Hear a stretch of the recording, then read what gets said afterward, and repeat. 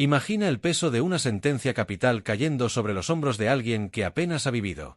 Este no es un recuento de crímenes, sino una mirada a 5 vidas jóvenes truncadas por la implacable maquinaria de la justicia. Sus historias nos obligan a confrontar la fragilidad de la juventud y las consecuencias definitivas de nuestros actos. Esto es, Juventud en el corredor de la muerte, 5 vidas truncadas. Advertencia: el siguiente contenido trata temas sensibles relacionados con la pena capital y la pérdida de vidas jóvenes. Se presenta con fines informativos y no busca generar controversia ni actuar de mala fe. Rubén Montoya Cantú. La ejecución de Rubén Montoya Cantú en 1993, a la joven edad de 26 años, dejó tras de sí una profunda controversia y se erige como un escalofriante ejemplo de las fragilidades inherentes al sistema judicial. Condenado por la muerte de Pedro Gómez durante un asalto, su caso levanta interrogantes significativas sobre su verdadera culpabilidad y la solidez de los testimonios presentados. En noviembre de 1984, la tranquilidad de San Antonio, Texas, se vio interrumpida por un acto de violencia. Pedro Gómez perdió la vida durante un robo perpetrado en una vivienda en construcción. En el mismo incidente, Juan Moreno sufrió heridas de gravedad y, posteriormente, identificó a Rubén Montoya Cantú, quien entonces tenía tan solo 17 años, como uno de los responsables del crimen. Desde el inicio, Cantú proclamó su inocencia. Sin embargo, el veredicto del tribunal lo declaró culpable, imponiéndole la máxima pena, la pena capital. A lo largo de los años siguientes, su caso se convirtió en un foco de atención para activistas opuestos a la pena de muerte y para abogados que argumentaban la existencia de notables inconsistencias y una alarmante falta de pruebas contundentes en su contra. Un giro crucial en la controversia surgió años después, cuando el propio Juan Moreno se retractó de su identificación inicial de Cantú. En su retractación, Moreno afirmó haber sido presionado por las autoridades policiales para señalar a Cantú como el culpable. Esta declaración generó aún más incertidumbre sobre la justicia del veredicto. A pesar del creciente clamor de dudas y la ausencia de pruebas irrefutables, las apelaciones presentadas por Rubén Montoya Cantú fueron sistemáticamente rechazadas. Finalmente, el 24 de agosto de 1993, fue ejecutado mediante inyección letal. Sus últimas palabras resonaron con una simple negación: «No, señor», en respuesta a si deseaba expresar algo. Su última petición de cena, un chicle, le fue denegada. El caso de Rubén Montoya Cantú perdura como un doloroso recordatorio de la posibilidad de errores judiciales con consecuencias irreparables en el contexto de la pena capital. La retractación del testigo clave, sumada a la constante insistencia en su inocencia por parte del condenado, sigue alimentando un intenso debate sobre si el estado de Texas ejecutó a un hombre inocente. Sean Sayers.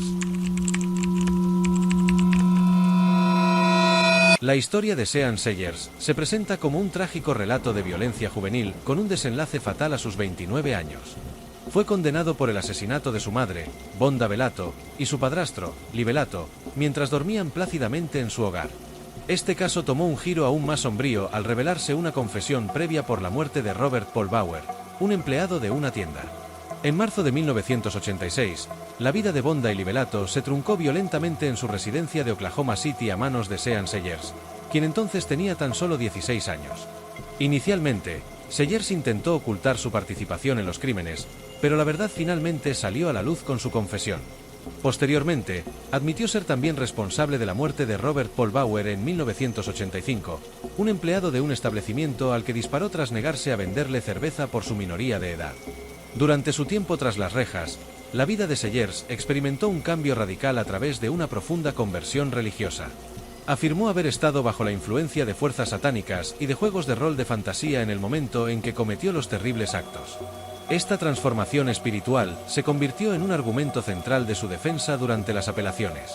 Sus abogados sostuvieron ante los tribunales que Sayers padecía un trastorno de personalidad múltiple y que su conversión era una prueba de un sincero remordimiento y una genuina rehabilitación. No obstante, los tribunales desestimaron sus apelaciones, manteniendo firme la sentencia de pena capital. En la noche de su ejecución, el 4 de febrero de 1999, Sean Sayers dirigió sus últimas palabras a sus hermanastros, quienes presenciaron el acto final.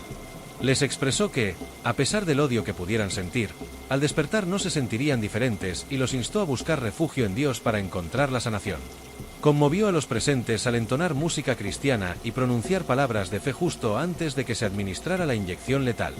Su última cena consistió en comida china. El caso de Sean Sayers desató un intenso debate público sobre la responsabilidad penal de los jóvenes, la posible influencia de la cultura popular en la génesis de la violencia juvenil y el significado de la conversión religiosa en el contexto de la pena capital. Su ejecución continúa siendo un tema de profunda reflexión sobre la justicia y la posibilidad de redención.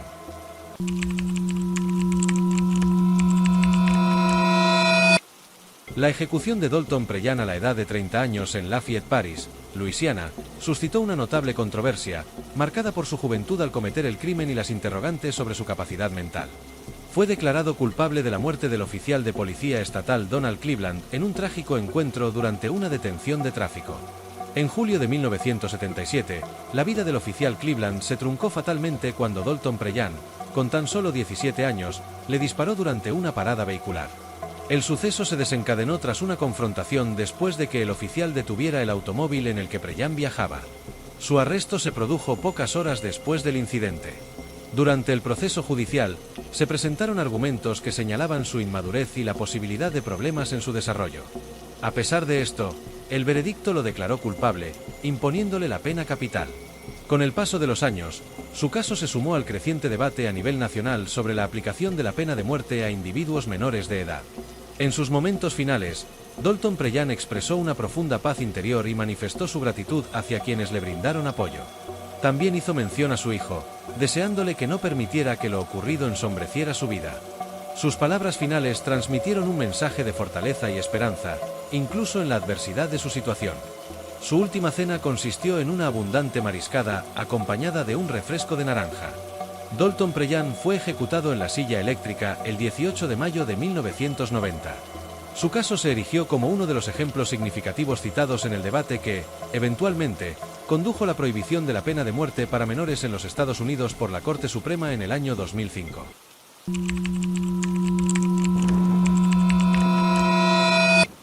La historia de Charles Rombaugh narra una progresión fatal hacia la violencia, que culminó con su condena y ejecución por la muerte de Michael Filo, propietario de una joyería en Amarillo, durante un robo. Semanas antes de este trágico suceso, Rombaugh también había perpetrado un robo en un motel de San Angelo. En abril de 1975, Charles Rombaugh, de tan solo 17 años, irrumpió en la joyería de Michael Filo en Amarillo con la intención de cometer un robo. Durante el asalto, Filo perdió la vida. La investigación policial no tardó en vincular a Rombaugh con este crimen.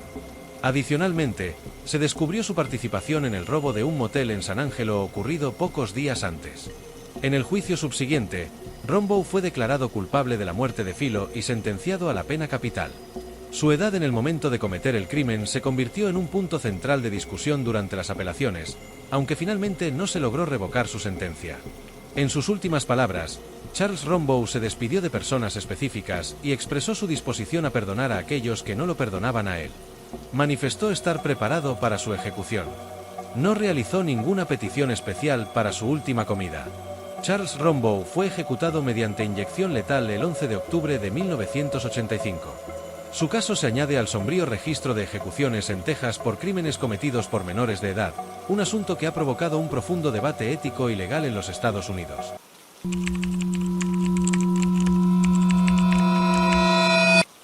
La historia de Jacqueline Pinkerton es un relato de una violencia precoz que lo condujo a ser condenado y ejecutado por 2 asesinatos cometidos en Amarillo, Texas.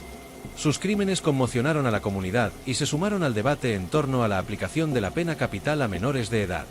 En 1979, a la temprana edad de 17 años, Jacqueline Pinkerton fue declarado culpable de la muerte de Sarah Dawn Lawrence durante un robo perpetrado en su residencia.